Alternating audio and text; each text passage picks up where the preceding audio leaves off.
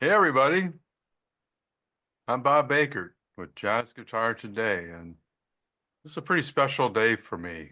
Um, I'm sitting here with Jimmy Bruno, and Jimmy a few months ago declared that he was retiring from like show business, the guitar world, jazz guitar, um, and I think that like a lot of us, knowing Jimmy, we thought, well, okay, this will last a month or two or three, but I think he's pretty serious about it this time, and I felt like let's honor Jimmy's career. And if he decides that hell freezes over like the Eagles did and they get back together again and get out and play, well then, God bless it. That'd be great. We would love to see that. I'm gonna in a second I'm gonna pin you, Jimmy, so people aren't looking at me too much. I don't want to talk too much, but man, what a career you've had. I mean, I'm so honored that to be sitting here talking with and I'm just gonna say it like it is, one of the true greats of jazz guitar. You're one of the guys. I mean, when it's all said and done, your name is going to be spoken in the same lights as people like Wes, Joe, and people will remember that. I mean, I know when I was starting to phase out of blues and rock and pop and everything that I was doing and started getting interested in jazz, that you were the guy that I looked up to the most, and you were the guy that I said that's who I want to be. And I remember several NAMs ago, back when I was in the industry, going to the Fender booth and getting to see you play live and in person and in front of me from you know 3 feet away. And I'm going, geez, I've never said to anybody I want to cut my fingers off, but because that's not the way I roll. But I was so inspired to, work hard, keep working hard, man. And to just be inspired by what you did, musically, what you could do musically, how the guitar, the tone, and everything. It was incredible. So my hat's off to you, my friend, and I want to talk about your long, illustrious career. So, you got any comments so far? Well, it's nice to be uh, sort of in such a great company as those guys you mentioned, all my guitar heroes. Um, but I became friends with Johnny Smith a long time ago. I met him in Wrexham, Wales, where he was being honored there by Trevor Owen, and I asked him why he no longer played the guitar, and he had said something to me like, "Well, my fingers are a couple seconds behind my hands, Hmm. mind or something like typical Johnny Smith. He had a very dry sense of humor. Hmm. And in fact, and another time I asked him, actually, he was being honored in New York City at the Danny Kaye Playhouse. There was these guitar concerts that were put together by Charles Carlini Yeah, via George Wein, I think. right.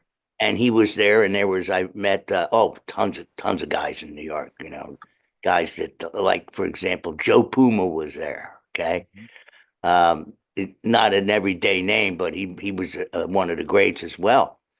And he was he was very salty. His sense of humor was really salty. Okay, and so he says to Johnny Smith, he says, "What's this bullshit that you're not going to play anymore?" Okay.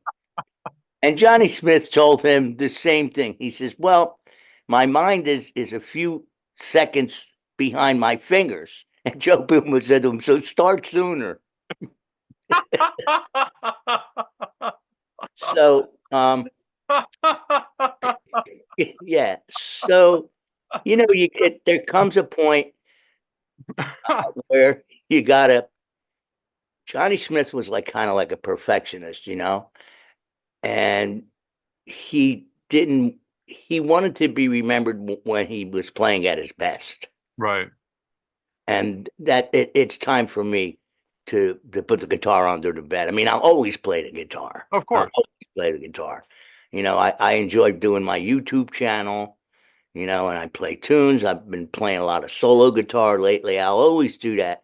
I just will never play as good as I used to because I'm 71 years old. Yeah. So things change. My metabolism is not the same. You Yeah. know, um, I'll just never play as good as I did on those records that I made and all the concerts that I did. I just won't.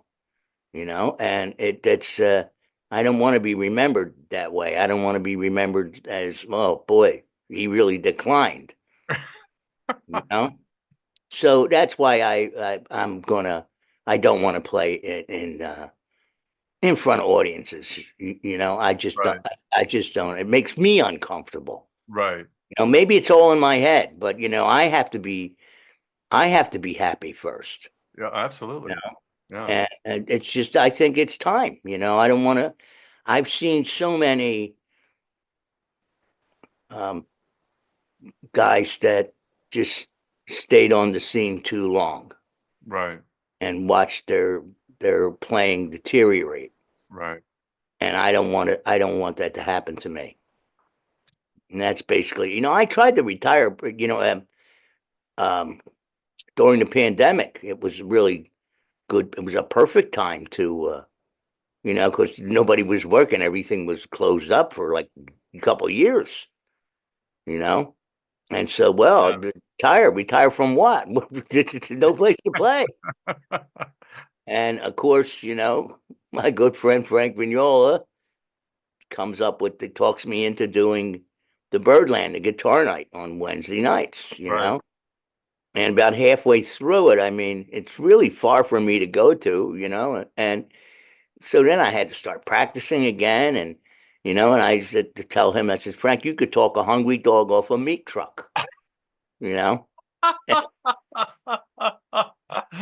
Like, geez, what did I commit to here? But I mean, I really enjoyed it. I mean, it certainly is a really fine club to play in. I mean, it's the one of the jewels of New York City. Right. And it was really exciting to play there. And one of the drawbacks of it was when I would usually get home, we would finish about 10 o'clock. I could get back into the car at 10 o'clock and go home. By the time I got home, it's like 11:30 or midnight. I couldn't go to sleep Yeah. because I had that New York energy. Yeah. Uh, it really there's a magic in that city Oh yeah. with all its problems and everything else. There's no place like it. So, but it's just time. There's some things that I want. I mean, I'll always be interested in music. I've always been interested in Stravinsky's music, Debussy, Ravel, Beethoven, Mozart. Okay. So when I moved to Las Vegas, I think my first job I was working for Lola Falana, and she asked me one time, she says, "Can you write arrangements, for the show band, in Vegas. So it was a big band with strings. Right. And I said yes, and I never did it before. And she says, "Well, come to my dressing room. We'll go over some tunes." Right. Okay, so I did, and I knew the tune. She says, "Yeah, see, write me a chart for this tune, that tune, that tune." Okay, so then okay, thanks, Lola. And I go home and I said, "What do I do now?" Okay, I called some friends. I says, "This is what I said." And he says, "Well, go get some books." And so I got the Henry Mancini has a book called Sounds and Scores, and there was a couple other ones. Okay, and the first round, I was surprised. I went like this in front of an orchestra, and I was really scared. I didn't know like this. I Right. didn't know what was going to come out. It was a crapshoot, and all of a sudden, wow! It made a sound. You know, but my notation, I didn't notate it efficiently. Right. You know, so I saw guys laughing. the trumpet section was laughing at me, and it's like, I was 21 years old, and it's like, what the F are you laughing at, you know? And the trumpet player says, well, if you want a short note like bop, bop, he says, don't write a 16th note, write a quarter note, you put a little carrot on the top. Ah, Okay.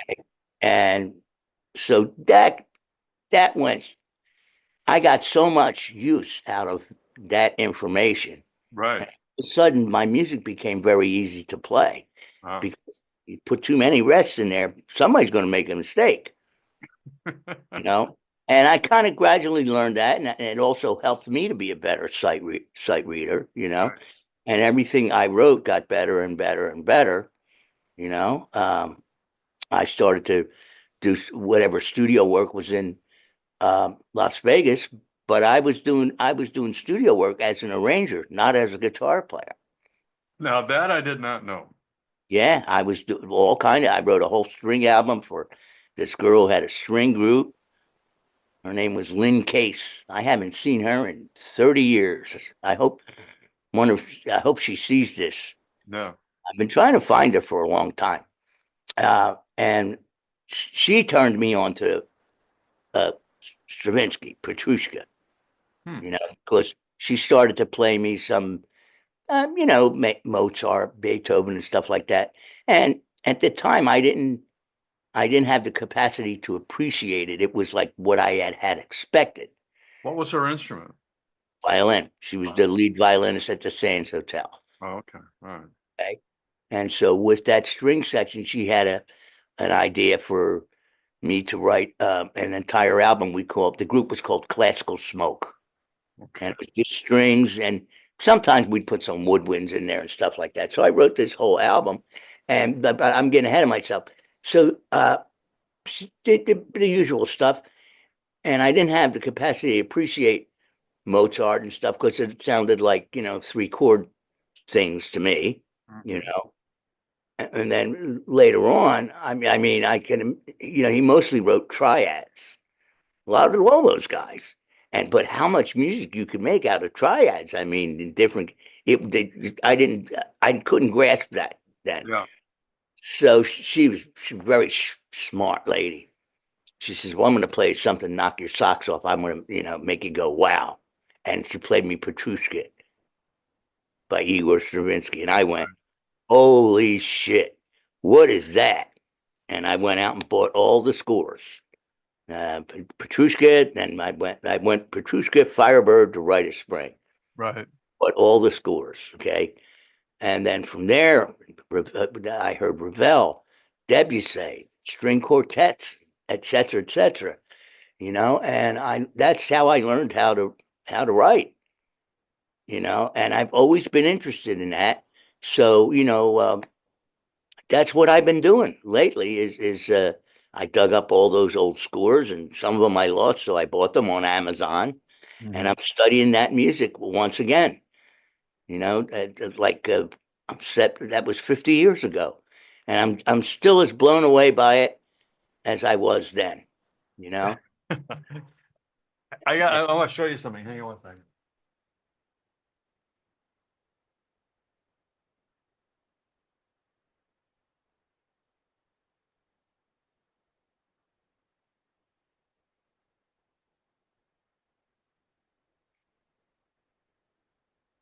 So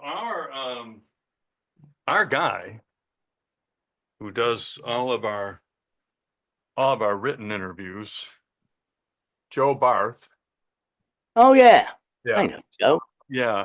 And he did an interview with you a while back that's really in depth, a written interview. Well, we have it in writing. He transcribed. We have it in writing. It's going to go along with this video. And Joe was talking about how you had learned a lot of your music from the violinists that came to your parents' house. Yes, And yeah. a lot of the early music, the way that you approached it was violins. I, I that's how I learned how to read music from Yeah, violin books. yeah. Right. And what's really interesting to me, and I'm not judging or putting anybody down or anything like that, but when someone comes and hears you play at Birdland and you're playing whatever song it is, the amount of knowledge that's in your head, because you've studied all this classical music, and I mean, I know you studied, you worked with um, Buddy Rich, you know, you've worked with, I mean, it's the resume that you have, and it's all in the article, and I want people to read the article as well. You've worked with, the finest musicians. You've done. I didn't realize that you had in LA that you were doing the arranging, but the amount of information, musical information that goes when you're playing a solo and there will never be another you. Now I can play that solo or a solo, and I'm gonna probably play it like, the chords and and all that kind of stuff. But the the the bank, the reservoir of information that you're deciding what you're gonna play is 100 times bigger than anything that I'm ever gonna do. And I don't know that audiences really really understand that. And but here's where I think they do understand. For some reason, people want to hear you play, and they might not realize why. And it's dawning on me the reason why is because it's what's coming out of you is not only from your heart and from your soul, but it's also so informed. It's like Well, I was lucky. Both my parents were musicians. My father was a guitar player, and my mother was a singer. right. So I've been listening to jazz my whole life. Yeah. Uh, I didn't know I didn't know who Jimi Hendrix was or Eric Clapton until I went to high school. Because the kids would find out that you played the guitar. Hey, play some Hendrix. Now, who's that? And they looked Well, at me. I had three heads. truth be known, he didn't even come out until you were in high school. So Hendrix hit the scene around.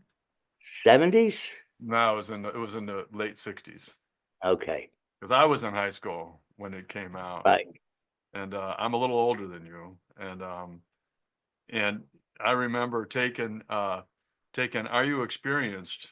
So we had a music appreciation class, the classical guy, Right. and on Wednesdays, or no, we had music class, but on Wednesdays we could bring in our own music because he would play Mozart and he'd play all that Right. stuff for us. We could bring in our own music. So I had just gotten Are You Experienced? And I Right. ran home because I only lived 2 blocks from the school. I ran home, got the record, Yeah. and we put it on the stereo because he's feeling very proud that he's letting me listen to my music. Right. And Purple Haze starts, bum, bum, bum, bum. And he came. I've never seen it. It was like a house on fire. He came out of his office so fast into the listening room and said, "What is that?" I mean, he absolutely lost his mind over that, and he couldn't get it off of the record. His name is Walter Wrights, in Amherst, New York. I went to Amherst High School. He couldn't get it off of the Couldn't get it stereo off fast fast enough. enough. There was a girl there, I think her name was Sally Hamlin, that was in my class. It would be the only person I know that would have actually witnessed that. Right. That, Yeah. but anyway, that was Hendrix. Um, you played with Buddy Rich. Did you happen to know Joe Azzarello? Was he around when you were playing with Buddy Rich? No. And you said that Buddy, you talk about your experience of the audition, and that Buddy Rich was really throwing sticks at people and Yeah. Yeah. all kinds of shit, and you were going to go home. Right. And then the guy said, well, said to Rich, so listen to this Bruno kid that, so forth and so on, and then you were told to be on the bus at 9 o'clock. I mean, that had to be a crazy Yeah. thing. It was, I didn't want to go on there was a whole bunch of us lined up against the wall with guitars and a cord. You went in, you plugged into an amp, and he was rehearsal. He was rehearsing the band. Right. And I saw him throw sticks at one guy, and get off the you stink. I mean, we wasn't a very subtle person. You know? So I said to my father, I says, Dad, let's go home. I'm not getting up there. Okay. And we're Right. walking out. The road manager says, where are you going? And I explained to him, I says, no. He says, well, you came highly recommended. Okay. Took me years to find out who recommended me. Right. The saxophone player was friends with my father named Vince Trombetta. Buddy Right. Rich had done the Mike Douglas show, which was a local Yeah. Philadelphia, and this guy Vince Trombetta he was the saxophone player on the show, and he did a lot of writing on this really fine musician. And Buddy had asked the band, "Do you know any young guitar players might want to come on the road?" And that's where he got my name. Right. So that's how I got the job. So yeah, yeah. I mean, of all the gigs that you played, different people that you work with, can you list maybe three or four that you remember fondly, standouts and things like that? Well, I have to put Buddy Rich in there Yeah. because I learned a lot from. I learned so much from him. I mean, at the time, it was like, boy, I'm working for a maniac. No, but he wasn't. He was a perfectionist. Right. He really was, and he just had an innate ability to hear a big band, and those charts were very complex. Oh yeah. He'd hear it one time, and he could remember it. Yeah. You know, um, and nobody will ever play the drums that good ever again. I don't think so. I don't think it's humanly possible. He's just No. And so there was, and being around all these other guys, they were much older than, well, not a whole lot older than me, but they were all fine musicians. right. They really, really were.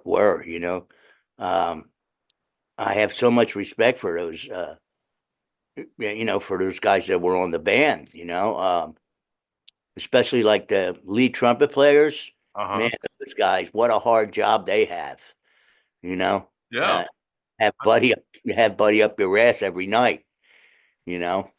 I mean, the lead trumpet player book starts with C above the staff, and they do it. The shows are like and 2 sets. I mean, I don't know how every night. And that Every, speed. That's the speed. yeah. I One, mean, two, three, four, one, two, pop. just don't know how they do it. And so I've always been a fan. There's one guy I keep mentioning. His name is Rick Baptist. Yeah. He probably you've heard him so many times play, or if Right. you go to the movies, if you watch TV, Right. all fine. And he never made a mistake. I know this guy. I worked with him on and off for like 8 years. He Right. never once made a mistake. Johnny Smith. Yeah. I want you to, in your own words, to say, what is it about Johnny Smith that just, Well, he took the guitar to a new level. I think. He didn't consider himself a jazz player, which I found very odd. uh-huh. He didn't enjoy recording music either. He didn't like being in the studio. Right. Um, it was just that he played so clean. Yeah. These 3 octave runs, maybe I was attracted to it because it reminded me of, a violinist playing a concerto. Yeah. Pure perfection. I mean, he didn't memorize these things. And before he got known as Johnny Smith, I believe he was in the NBC orchestra for NBC. I think he was a Right. studio musician, Yep. and he could sight read anything. Yep.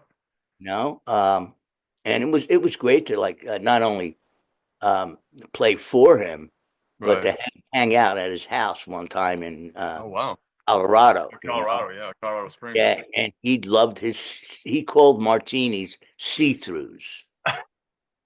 Okay, and it was a big thing to get Right. him to his house because he had a little bar in his house. Okay, Yep. he said to me, "Do you have $1?" And I says, "Yeah." He says, "Well, you have to." He says, "Would you like a drink?" He says, "The first drink costs you $1." So I gave him $1. He said, "Sign it." And then he got a dart or something, put it through it, and threw it into the ceiling. And it had a cork ceiling. And I looked up there; it was covered with $1 bills. Okay, and so when it came time for the vermouth, he went over to a plant spray bottle that he had, and that had the vermouth in it. And he'd sprayed it in the air, and he'd got the glass and moved it around like this to catch the vermouth. Okay, and so I had a great time. He really became a good friend. We kept in touch all the way up until he passed away.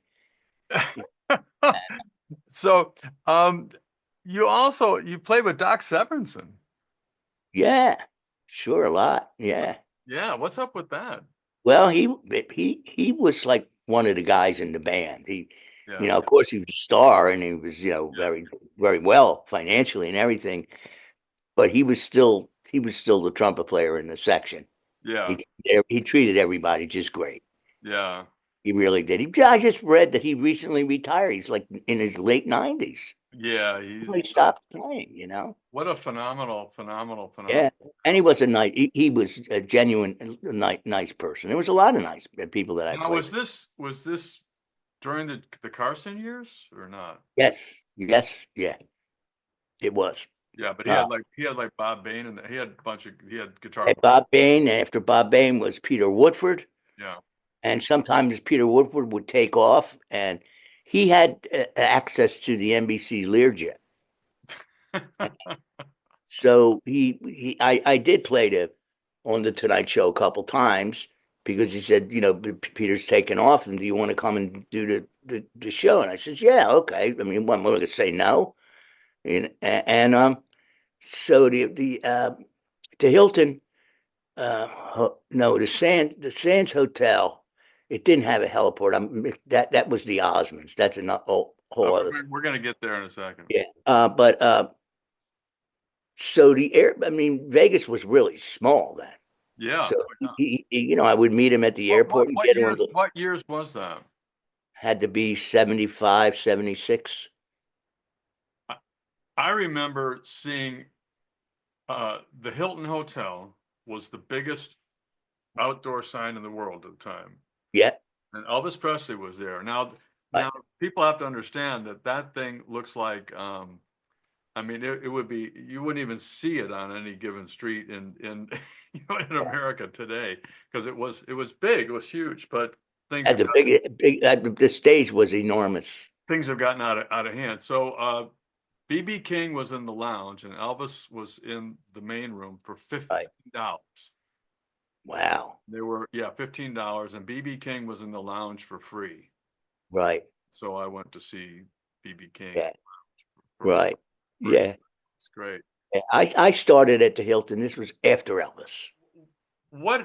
How in the world, Donnie and Marie?